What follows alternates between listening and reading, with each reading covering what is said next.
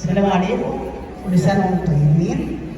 فتاتي الجميلة، أنت جميلة كما نظن، فلا تخزلينا، أسعدي أهلك ودعينا نفتخر بك.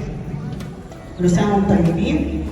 النهارده 8 أكتوبر، أول امبارح 6 أكتوبر، عيد النصر.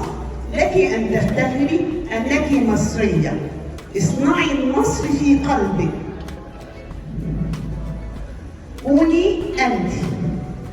احنا كنا المفروض نصلي على حضرة النبي ضمن شهر ربيع الأول أو الأنور. اللهم صل على سيدنا محمد صلاة تحسن بها الأخلاق وتيسر بها الأرزاق وتدفع بها عنا المشاق وتملأ منها أو بها الآفاق. وصل على آله وصحبه وسلم صلاة من أول خلق الدنيا إلى يوم الطلاق، واسترنا بين يديك يا عزيز يا خلاق.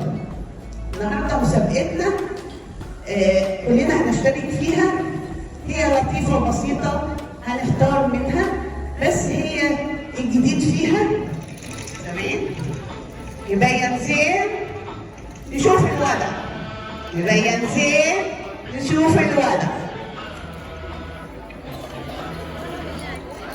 اهو الوضع اهو. يلا اختيارات السؤال ومنه الاختيار، وانت ليكي الفرصه زي ما تشوفي في برامج الاختيارات وزي اختباراتك اللي انت بتمارسي. مين معاك؟ يلا يا سناء بسرعه بسرعه.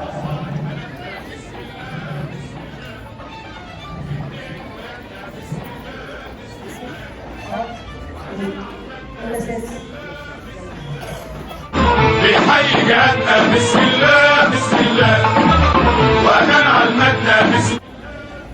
شكرا للمشاركة. أولها كده شكرا للمشاركة. شكرا يا عمر. مالك؟ ولا 12. قول يا رب. ما اسم حرب أكتوبر لدى إسرائيل؟ الفصح ولا عيد العرش ولا الغفران كيبور ولا بيوريم؟ الغفران اللي هو أول امبارح.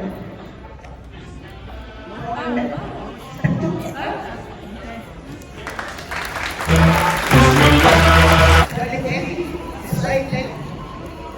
سعيدة الحظ. اسمك؟ حبيبي ياسين. ها؟ تاني. يلا يا حبيبي. بجمعنا يا مصر بسم الله بسم الله تقريب النصر بسم الله بسم الله. دولة عربية شاركت في الضربات الجوية بسبب الطائرات، السودان ولا الإمارات ولا الجزائر ولا السعودية؟ ها؟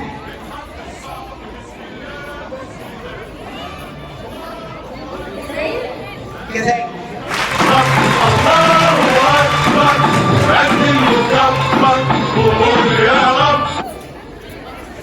اسمك؟ نعم أكثر. أنا سعيد. أنا؟ طب يلا يا مكبر بسم الله بسم الله. المناطق الرئيسية التي دارت فيها حرب أكتوبر، السويس وحدها ولا الإسماعيلية والسويس ولا سيناء وهضبة الجولان السورية المحتلة من قبل إسرائيل؟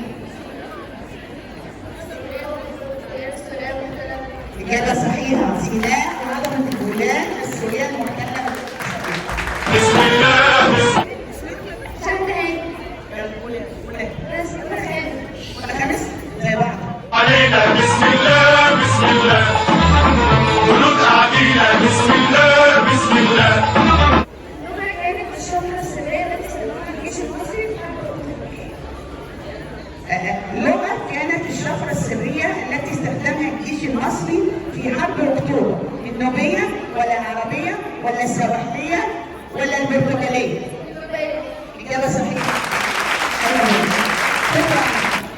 هنستمد قوتنا النهارده وصيد الله أكبر هتنزل سوا.